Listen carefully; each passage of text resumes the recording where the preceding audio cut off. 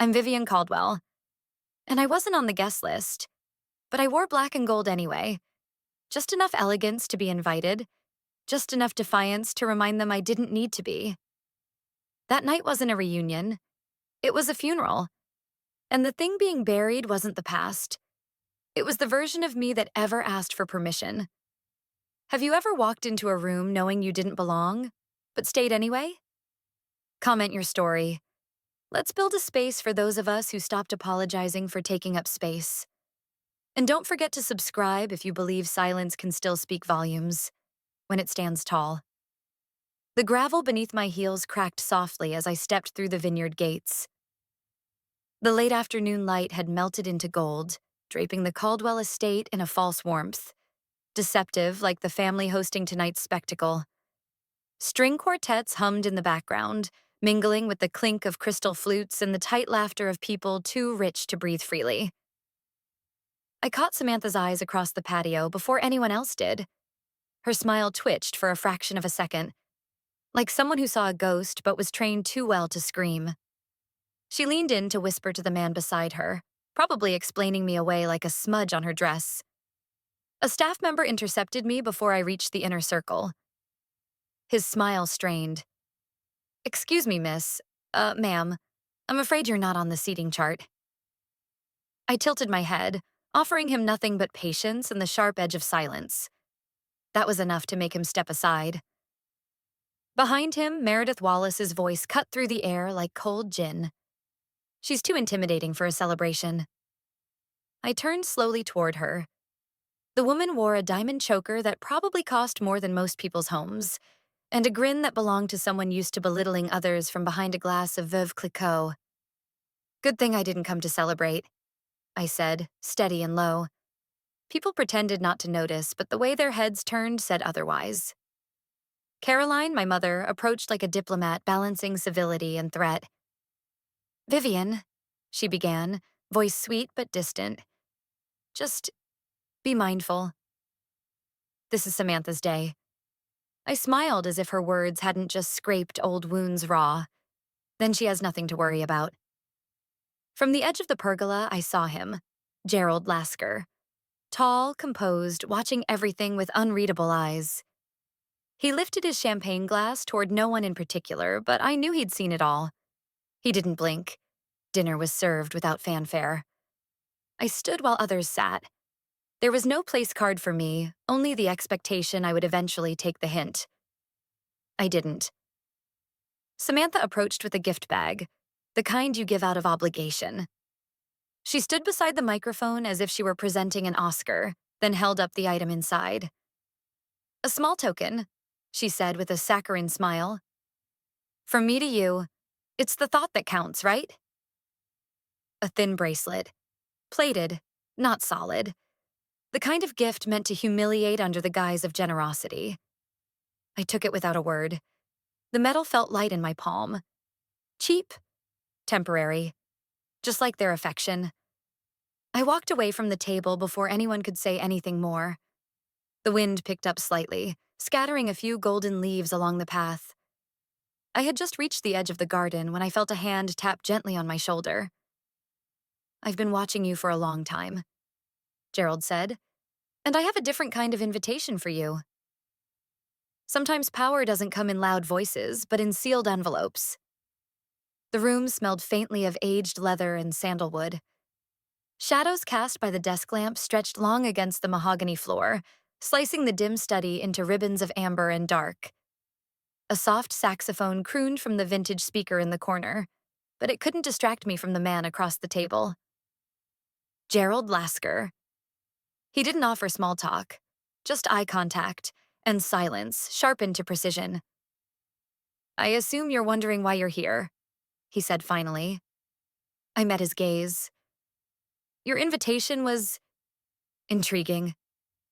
He didn't smile, but something behind his eyes flickered, as if he appreciated my restraint. Without another word, he slid a leather folder across the table. I opened it and stared. A report? Densely marked, tightly formatted. The heading read, "Atlas Turnaround Strategy." No author name.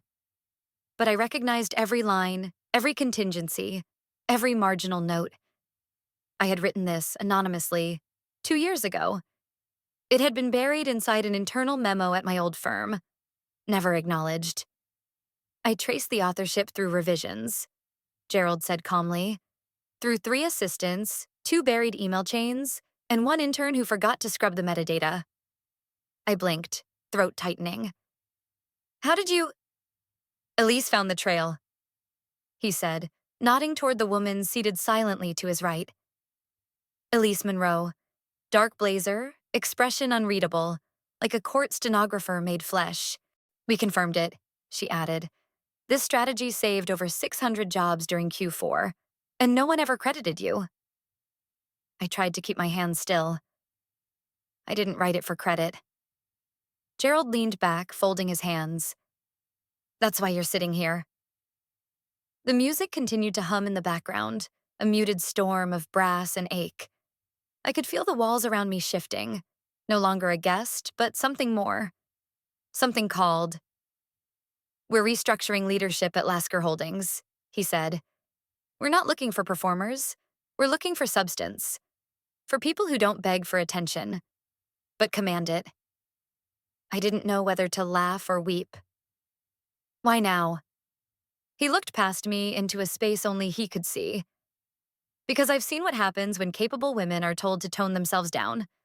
My wife was told she was too intimidating for her own boardroom.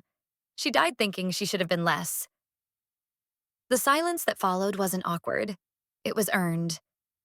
Gerald pulled a white envelope from a drawer and set it on the table. It was unmarked. You don't have to accept, he said, his voice lower. But if you do, don't ask for permission. Just arrive. He didn't press, didn't look away, just waited. I didn't open the envelope there. I took it with me, holding it like something fragile but electric. Hours later, back in my apartment, I poured myself a glass of water I didn't drink. The city outside was humming, endless. I sat down on the edge of my bed and broke the seal. Inside, cushioned in black velvet, was a steel nameplate, engraved in clean, confident font. Executive Director, Vivian Caldwell. They gave me no seat at their table, so I sat at one they'd never been invited to. A gentle wind stirred the linen tablecloths as I stepped onto the rooftop of the Four Seasons. The morning sun danced across the skyline, casting long gold streaks on the marble floor. Jazz poured softly from hidden speakers, and the hum of careful conversations surrounded me like a whispering ocean. Every chair was filled, except one. At the head of the longest table sat a steel nameplate. My name gleamed beneath it. Vivian Caldwell, Executive Director. The cloth beneath was pristine white, untouched. That simple image said more than any spotlight could. Not inherited, not offered. Claimed. Gerald approached me with quiet certainty. You're right on time, he said, eyes crinkling at the corners. They've been watching that chair since sunrise. I hope it didn't get cold, I replied, letting a half-smile touch my lips. A few heads turned as I walked toward the seat. People leaned to whisper, eyes trailing every movement. I kept my pace even, my charcoal gown trailing behind like smoke. Unlike Samantha's pastel confection, fluttery, loud, reaching, mine did not need to beg for presence. When I reached the chair, I didn't hesitate. I sat. Glasses clinked distantly. Gerald tapped his spoon against his crystal flute and stood. Ladies and gentlemen, he began, you've all heard of the Atlas turnaround. What you may not know is that the mind behind it has joined us today. He gestured toward me. Please welcome our newest executive director, Vivian Caldwell. Applause broke out in polite waves, punctuated by genuine surprise on some faces. But not all faces welcomed me. Because from the back, uninvited but somehow always present, Samantha appeared. Vivian, she called sweetly, arms open as if this were another family dinner. Look at you, playing dress up for attention. You've always known how to make an entrance. I stood slowly, turning toward her with a calm so practiced it looked like grace. This isn't about attention, I said evenly. It's about presence. I've always had a point. Now I have a voice. A stillness rippled across the terrace. Gerald didn't interrupt. The board members leaned slightly forward. Brian, my brother, sat across from me, his hands folded awkwardly over his lap. He didn't defend her, but he didn't look away either. He lifted his glass, a small, hesitant toast, and nodded. Gerald extended the microphone toward me with a knowing look. I took it gently, the cool weight familiar now. I won't speak loudly, I began, my voice low but unshaken. Power doesn't shout. It simply doesn't wait for permission. Somewhere near the edge of the rooftop, a waiter dropped a tray. No one noticed. All eyes were locked on me. I sat again, letting the moment settle, letting it become truth. And then my phone buzzed against the table. A message from Elise. You'll want to be at the reception tonight. One last message to deliver. They said there was no seat for me. That was fine. I wasn't there to sit. The vineyard had changed by nightfall. Where sunlight once danced across amber leaves, now chandeliers floated like fireflies inside the tented reception hall. Laughter echoed through crystal flutes, and the air was ripe with French perfume and soft violin. But none of it touched me. My heels clicked softly against the stone path as I approached the entrance. My dress was black satin, sharp lines, minimal shine. A deliberate contrast to the whites and creams fluttering inside. In my hand, a small velvet box. Light, familiar, weighted. No one greeted me at the door. No one expected me. Perfect. I crossed the threshold without pausing, eyes sweeping across the space. Champagne towers shimmered. A woman in silver laughed too loudly. Samantha stood at the center like a porcelain swan, elegant, gleaming, cracking. Her smile faltered the moment she saw me. Caroline spotted me next, and her lips thinned. She took a step forward, one hand fluttering nervously toward her pearls. Vivian, she said in a tone too tight to be warm. This really isn't the time. I won't be long, I said. Samantha moved closer, her expression poised, voice honeyed. Surprised to see you here. Or did someone finally invite you out of pity? I didn't rise to it. I stepped forward, opening the box and holding it out between us. Inside lay the silver bracelet, thin, understated, engraved inside with a small V, a birthday gift from years ago. Stolen, repurposed, paraded as her signature style ever since. She blinked, just once. I believe this is yours, I said. Or at least it was. What is this? Some performance? She laughed, too loud, too brittle. No, I said. It's punctuation. Caroline stepped between us, voice low and strained. Vivian, please don't sour the mood. This is Samantha's night. I'm not trying to ruin it, I replied gently. I came to return something, that's all. Samantha's veneer shattered for a second. You don't belong here, she hissed. You're right, I answered. That's why I won't stay. I closed the box and set it on the nearest table. No grand exit, no speech, just silence and a turning away. Elise appeared by the entrance, calm as ever. Your car is waiting. Mr. Lasker asked me to escort you. I nodded and followed her outside, the noise of the party dimming behind us. The night was cool, crisp, clear. The stars hung low as if they too were watching. I reached the driveway just as the car pulled up. Elise opened the door, but before I could step in, footsteps sounded behind me. Vivian. I turned. Brian. He looked tired. Not physically. Just worn by something he didn't know how to carry. You didn't need to come, he said softly, hands in his pockets. But I'm glad you did. Some rooms command silence, not by fear, but because someone just walked in who changed everything. The doors closed behind me with a soft click, and the room did exactly what it was meant to do. It stilled. It wasn't fear. It wasn't shock. It was recognition.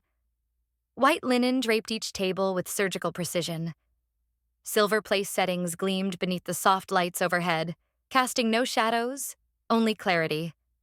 No distractions, no illusions. Just purpose. At the head of the table sat Gerald, already watching, already knowing. He didn't rise when I entered. He didn't need to.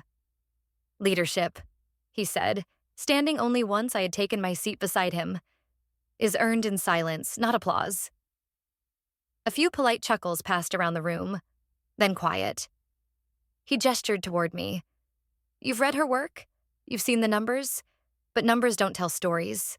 People do. And this is someone whose story deserves the room. A few nods. No one clapped. I preferred it that way. I stood. Not dramatically, just enough. My charcoal blazer caught the light. My notes remained untouched on the table. I didn't need them. The Atlas recovery, I began, was never about saving one company. It was about rewriting how we define stability. I proposed 3 layers: people, pacing, pivot. I let the words settle. Some leaned forward. We don't just need leaner systems, we need bolder ones. Resilience that isn't loud. That doesn't panic under pressure, but adapts like breath. My goal isn't to impress. It's to embed strategy so deeply, you forget it wasn't always there. Silence followed, but not the kind that demanded explanation. The kind that confirmed alignment. Then the doors creaked again. Footsteps. He wasn't on the list, but no one stopped him. Brian entered, ties slightly loosened, holding a bottle of Caldwell Estate wine. He walked the length of the table without speaking, uncorked the bottle with ease, and poured into the nearest empty glass. Mine. I wasn't invited, he said quietly, raising his glass. But I came anyway, to toast someone who never needed to speak loudly to be heard. His eyes met mine. I felt something uncoil. Not forgiveness, not entirely, but the absence of what once needed to be proven. Thank you, Brian, I said, voice even. And thank you all for seeing me as I've always been. A few murmurs of agreement. Glasses raised. No applause. Just acceptance. For the first time in years, I smiled. Not the kind that deflected. The kind that landed. Gerald leaned back, his gaze soft. A slight nod. Mission unfolding. Conversation resumed. Laughter returned, carefully. Strategies shifted from public to private. Forks picked up again. Then, the doors opened once more. Samantha. She stood at the threshold, shaking, lips pressed into a line too thin for speech. She wasn't on the list either, but unlike Brian, she had come for the wrong reasons. When you stop waiting for the apology, you win. The sun hadn't fully risen when I stepped out of the car, but light was already crawling up the mirrored sides of Lasker Group's tower, turning the whole building into something unshakable. I looked up, not out of awe, but recognition. I belonged here now. Not because someone gave me permission, but because I had earned my reflection in every inch of that glass. The security guard nodded as I passed. I didn't know his name. He knew mine. The top floor hummed in silence. A silence I used to mistake for emptiness. But now I understood it. It wasn't cold. It was focused. The kind of silence that meant decisions were being made, without panic, without chaos, without the noise of people begging to be noticed. I walked down the long corridor, each step measured, intentional. At the end, Gerald waited. He didn't stand behind a desk or a podium.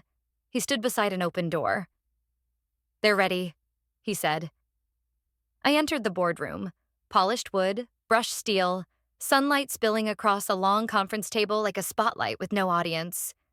The legal team was already seated. Folders aligned, pens uncapped. In front of me, a single document, thick and crisp. A contract. On top, my name engraved in sharp serif. Vivian Caldwell, Executive Director. I glanced at it for a breath longer than I meant to. Not out of hesitation. Out of memory. How many times had I watched someone else get a title they hadn't worked for? How many rooms had I been in? clever, prepared, invisible. I picked up the pen. Signed once, then again. Final page. That was all. Gerald didn't offer congratulations. He offered something quieter and more permanent. He reached into his briefcase and withdrew a leather holder, opened it, and slid it across the table. I picked it up. An access badge. My photo. My name. My title. Underneath, a gold-etched clearance band. Level 7. Full authority. "Welcome home," Gerald said. It didn't feel like fireworks. It felt like cement setting. Solid. Unshakable. I nodded. "Thank you." The legal team gathered their papers and left the room, their expressions respectful. Efficient. Outside, the hallway was still empty, until I reached the elevator. And there she was. Samantha. Same posture as always. Arms crossed, chin slightly lifted like she was bracing herself for a storm, or pretending she hadn't just stepped into one. Her eyes, once full of performance, now looked raw. Desperate. She wore the same white blazer from the brunch. The seams looked tighter today. She opened her mouth, closed it. Then, too loud for the silence, she spoke. "You really did it." I said nothing. She took a half step forward. "You really signed it." I raised the badge just slightly, letting it catch the sunlight. It gleamed. Not for her. For me. "I don't get it," she said. Her voice cracked and she tried to swallow it down like a child who'd dropped something fragile. "Why you? Why not me?" There it was. Not regret.